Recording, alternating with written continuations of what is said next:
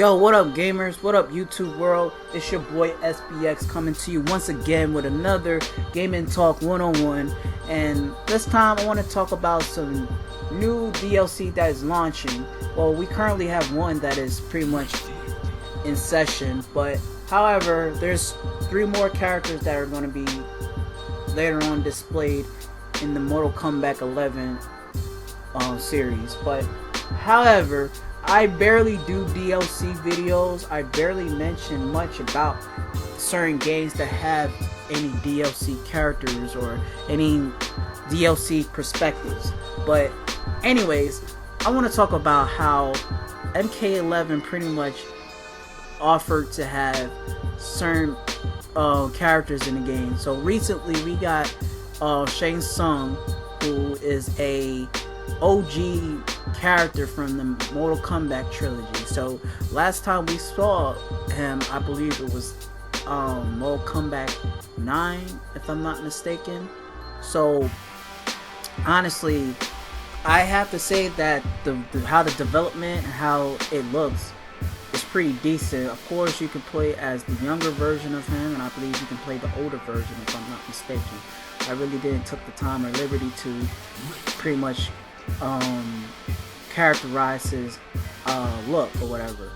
So of course, how you see that, you know, Shang Tsung is always the type of character that likes to copy different characters from the Mortal Kombat roster. You know,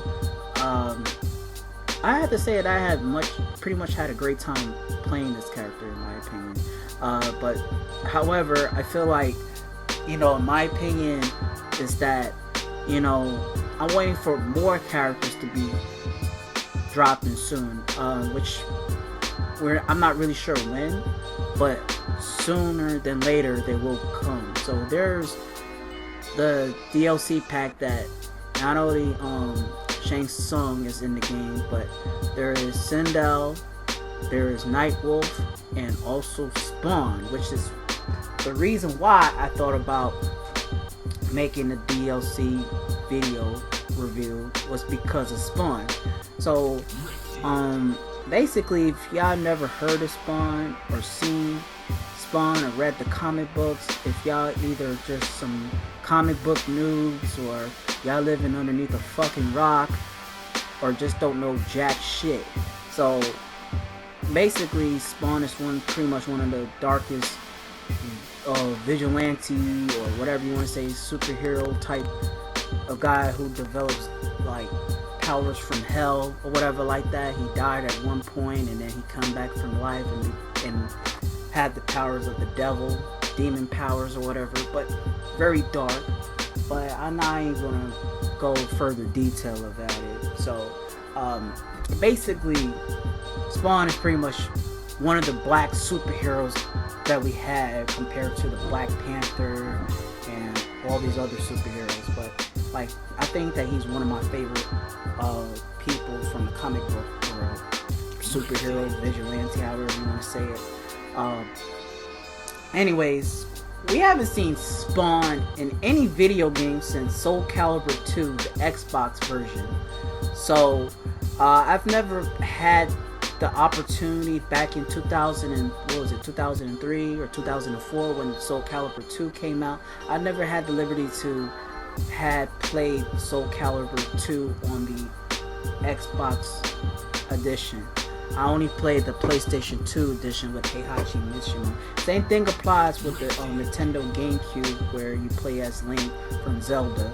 So like I said, we haven't seen Spawn in a video game since Soul Calibur 2, or maybe some other games. If you're into Mugen, you're adding some other characters in the game, 2D version of Spawn or whatever, which, man, you could say it's not really a real game, but it's just a real game if you want to put it like that. So, I mean, Spawn never had a video game of his own, let's be real. So I just thought it was a great idea that the developers are reconsidering to put Spawn in the game. You know, he's a very dark superhero. Sorry for the background, it's a long system. me personally, we need Spawn and some other dark characters are in the game. So, for example, put characters like how they did with Kratos from the 9 and XL when they had Predator and Leatherface and I believe Jason and Michael Myers. MK really did not fail to impress us on certain characters, but there is rumors and speculations going on that they're going to consider putting the Joker in the game and Reptile and perhaps the Terminator. I believe that was great ideas too to be in the game. That'd be hella awesome if they're gonna put the Terminator and put Arnold Schwarzenegger's voice in there, you know, and just make it look like the 1980s version of the Terminator, or maybe the 1990s version, or whatever version of the Terminator. A Reptile probably will make a DLC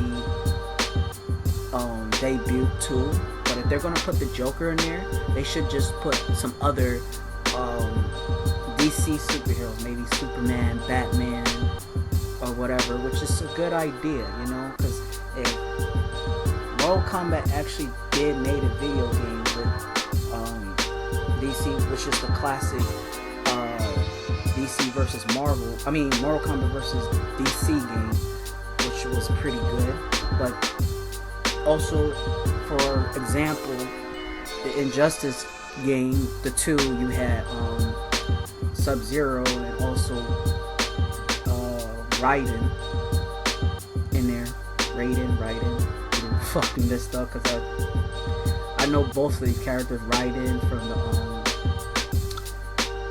Metal Gear Solid game, and also from Mortal Kombat. They spell the same, but the pronunciation is different, so I'm getting kind of lost here, so excuse me, folks. But anywho, folks, I really think that, you know, they should add in some more superheroes, but sometimes superheroes in these games are not very gory, and Mortal Kombat is a very gory game when you rip people's ligaments, gush, all that blood and all that. So I can see perhaps like the Joker doing something gory. That's a good idea, but as far as superheroes, I don't know. Maybe Superman, maybe that's about it, but Batman, he's more like just, you know, any DC superhero, they just focus on just ass kicking and combos. So Mortal Kombat is more than just combos. It's just blood, guts, and dirt and gore, you know. But like I said, the DLC for the MK11 is pretty much good, but I can hope that they can fit our expectations a lot clearer, you know, a lot better, and also how the development are going to look between Spawn, Sindel, and Nightwolf, and the other future characters that are going to be in the future DLC pack. So I just hope they don't do no bullshit where you have to pay like some money, just like how we had to pay Shao Kahn. So anyways, folks, I'm going to have to wrap this up. Please leave your comments in the comment section below. I'm out. Peace.